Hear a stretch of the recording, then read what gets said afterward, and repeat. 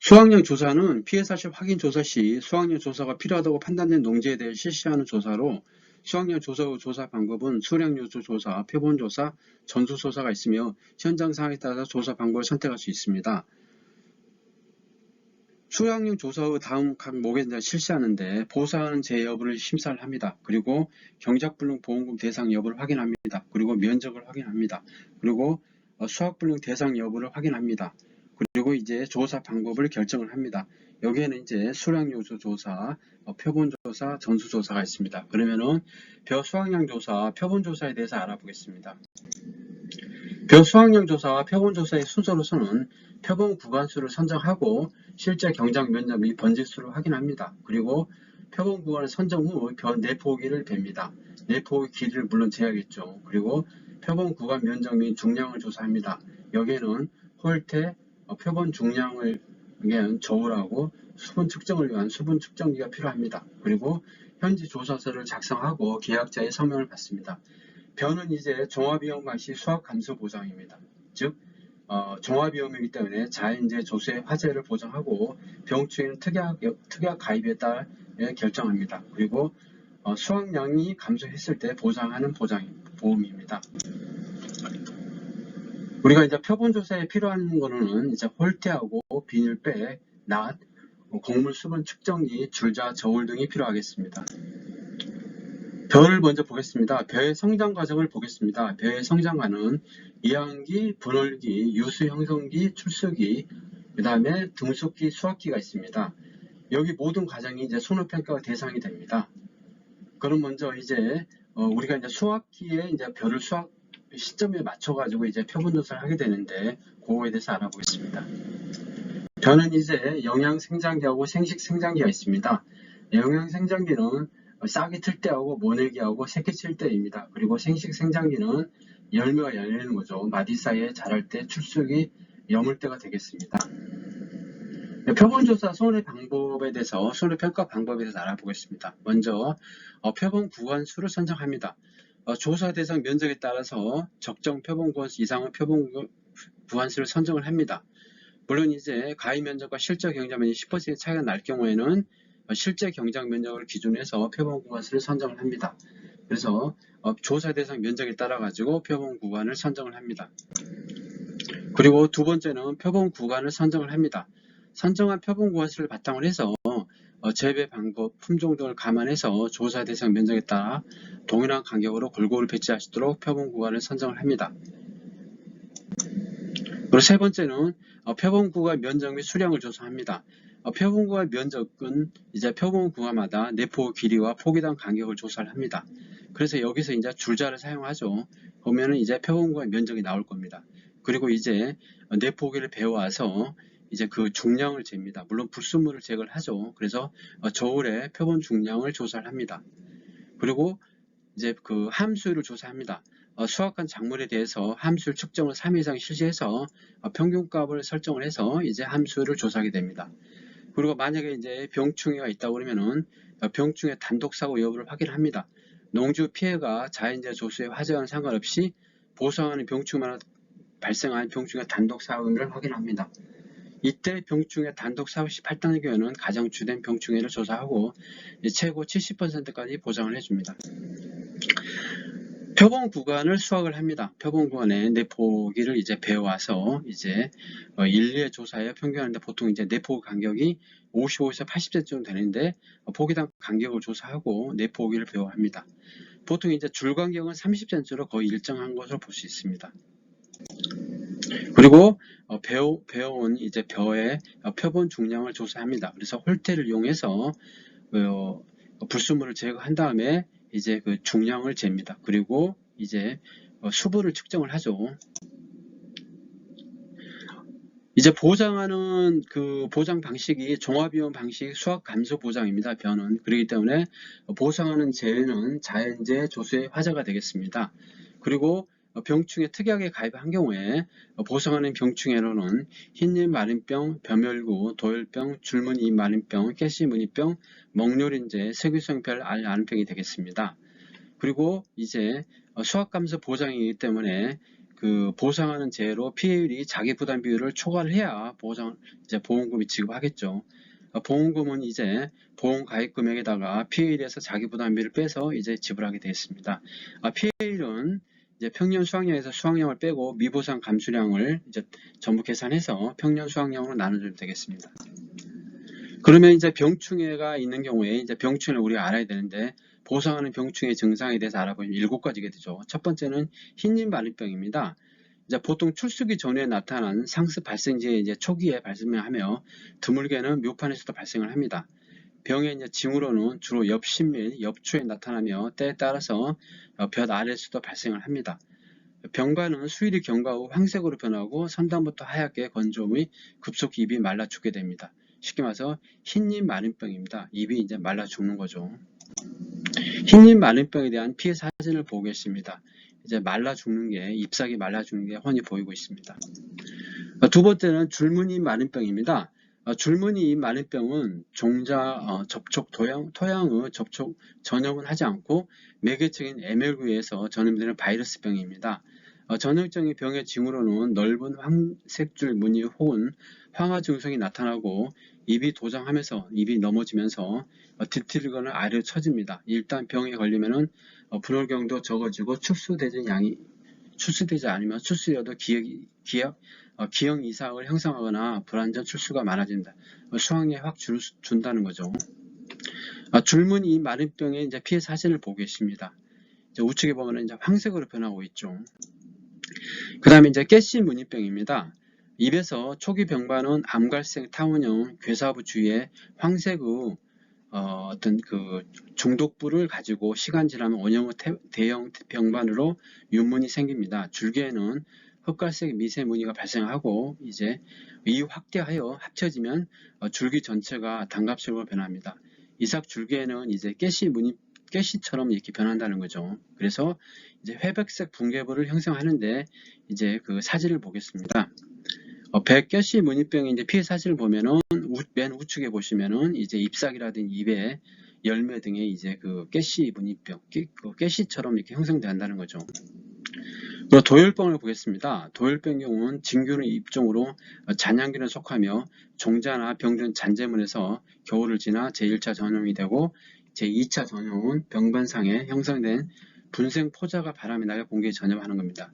여기에는 이제 입이라든지 이삭이라든지 가지 등에 이제 하죠. 그래서 입도열병, 이삭도열병 이렇게 발생하는 거죠. 도열병을 보고 계십니다. 도열병 우리가 이제 굉장히 흔한 이제 그 병충해가 되겠죠.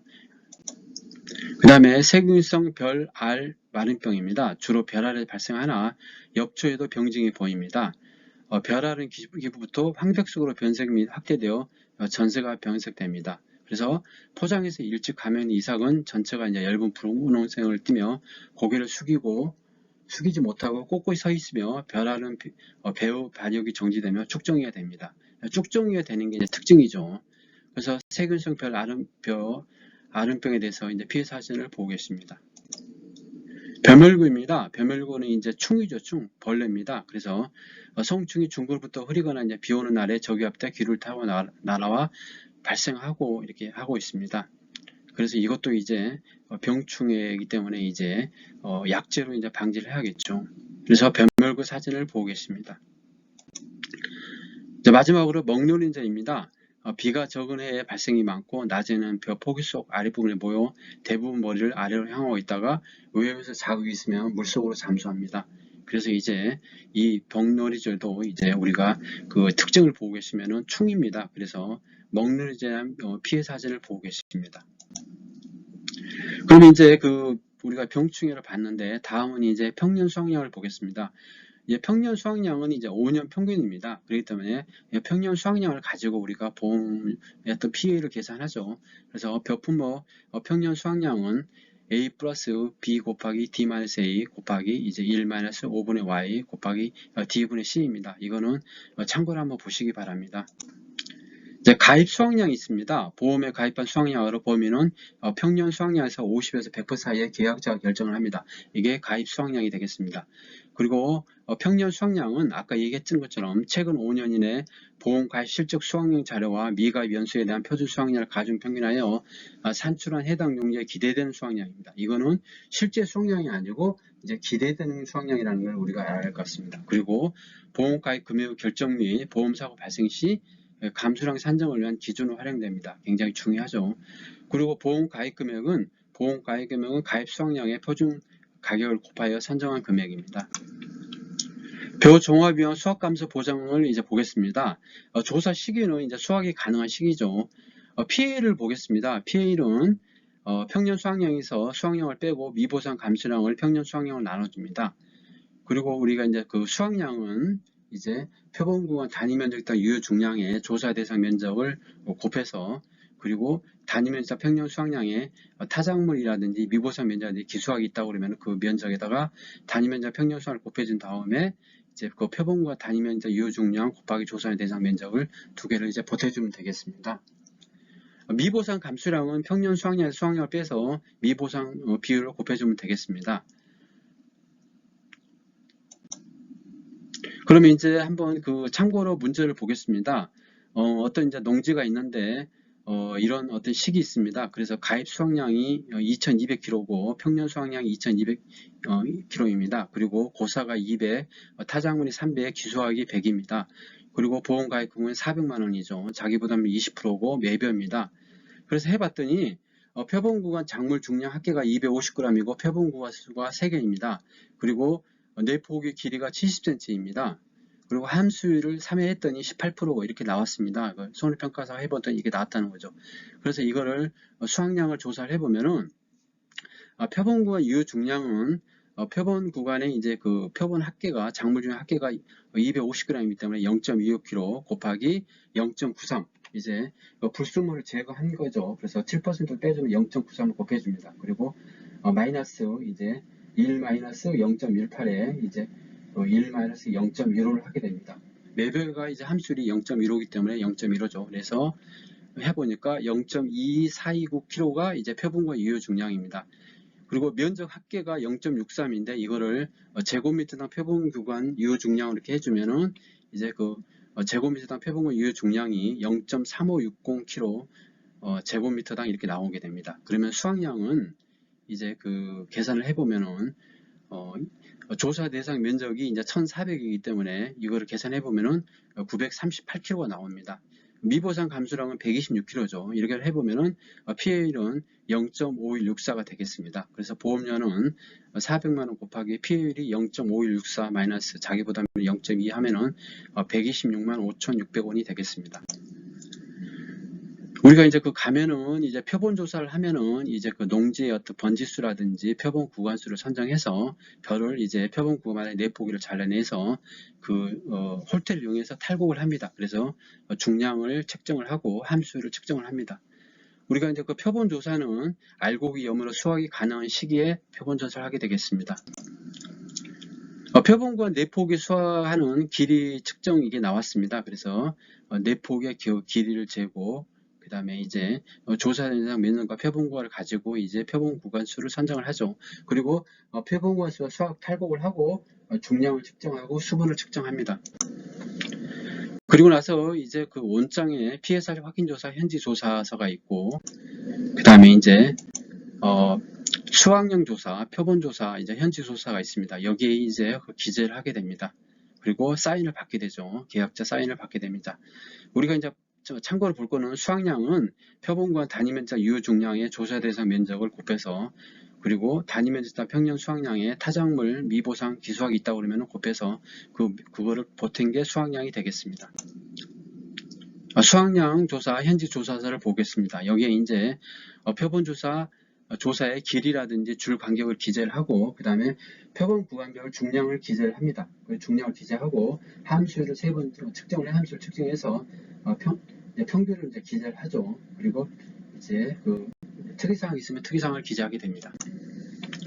그리고 우리가 이제 그 계산을 이제 엑셀을 이용해서 이제 그 실제 경작 면적이라든지 가입 면적, 평균 수확을 확인하고 이제 고사 면적도 확인해야겠죠. 그리고 길이, 줄 간격도 하게 됩니다. 그리고 기준 수분율을 이제 측정을 하죠. 3회 평균에서 평균하게 됩니다. 그리고 이제 표본별 내포기를 빼서 홀태 후 불순물을 제거하는 중량도 체크하게 됩니다. 그리고 이제 그거를 전부 이제 종합한 게 이겁니다. 그래서 계약자와 주소가 있고, 농지번호가 있고, 가입 면적이 있고, 실제 경작 면적이 있습니다. 그리고 고사 면적이 있고, 미보성이 있죠. 그리고 조사 대상 면적이 있습니다. 그리고 전체 수확량이 나오고, 함수율, 그 다음에 평년 수확량이 나오고, 기준 함수율이 나옵니다. 그리고 피해율, 환산율, 조사 수확량 이렇게 쭉 나오게 됩니다. 그러면 이거는 이제 정리해서 말씀드리겠습니다. 벼 수확량 조사는 수확감소 보장입니다. 그래서 보상하는 제로 벼의 손해가 발생 수확량이 줄어든 경우에 하는 조사입니다. 그래서 준비물로서는 홀태, 그 다음에 낫, 그 다음에 저울, 수분 측정기, 주자 등이 있겠습니다. 그리고 이제 보상하는 제로 발생할 피해 신고가 농지대에 하나죠. 그래서 표본 조사를 하게 되면은 농협에서 원장과 현지 조사를 수령을 합니다. 그리고 계약자와 통화 후 피해 농지를 방문하고 원장과 피해 농지가 일치를 확인합니다. 그리고 이제 위치가 확인되면은 농지 전반적인 상태와 인근 농지 상태를 확인합니다. 그리고 사진 촬영 및 그 다음에 전체 농지 및 피해 구간을 촬영을 하죠. 그리고 실제 경작 면적 및 표본 구간을 산정을 합니다. 그리고 표본 구간 산정 후에 표본 구간을 선정을 해서 이제 줄자를 갖고 면적을 측정을 한 다음에 내줄 길이와 줄 간격을 측정한 다음에 이제 표본별로 이제 내포기를 배워와서 그걸 가지고 이제 홀태 가지고 이제 수확을 한 다음에 불순물을 제거한 다음에 무게를 잽니다. 그리고 이제 수분 측정기를 가지고 3회 측정을 해서 평균해서 수분을 이제 측정을 하면 함수를 측정을 하죠. 그리고 나서 현지 조사에 기재 후에 계약자에 설명한 후 이제 서명을 받습니다. 이제 같은 식으로 한 번 더 말씀드리면은 같습니다. 그래서 면적에 따라서 표본을 확인하고 그 다음에 표본을 배워와서 홀태에 이제 수확을 한 다음에 불순물을 제거하고 중량과 함수를 이제 측정을 하죠. 그래서 그 함수 측정 후에 이제 현지 조사자의 결과를 설명하고 기재하고 설명해서 서명을 받습니다. 농촌을 보고 계십니다. 별을 보고 계시죠. 그래서 이제 우리가 필요한 것은 저울과 수분 측정기와 홀태와 낫 등이 있겠습니다. 그러면은 벼 수확량 조사에 대해서 말씀드렸는데 특히 이제 표본 조사에서 말씀드렸습니다. 요거를 간략하게 이제 동영상을 한번 보겠습니다.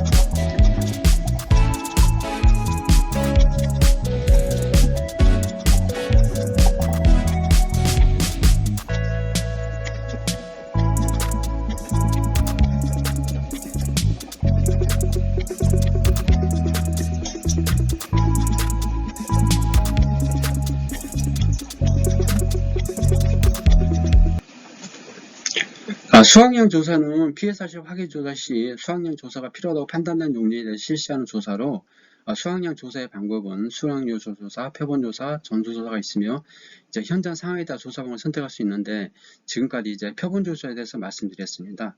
수확량 조사는 보상 제외 여부를 심사를 하고 경작불능 보험금 대상 여부를 확인을 합니다. 그리고 면적을 확인하고 수확불능 대상 여부를 확인합니다. 그리고 이제 조사 시기 상황에 맞춰 가지고 이제 적절한 조사 방법을 선택을 하는데 이제 현재는 이제 표본 조사를 많이 하고 있죠. 표본 조사에 대해서 지금까지 말씀드렸습니다. 구독, 좋아요 부탁드리겠습니다. 감사합니다.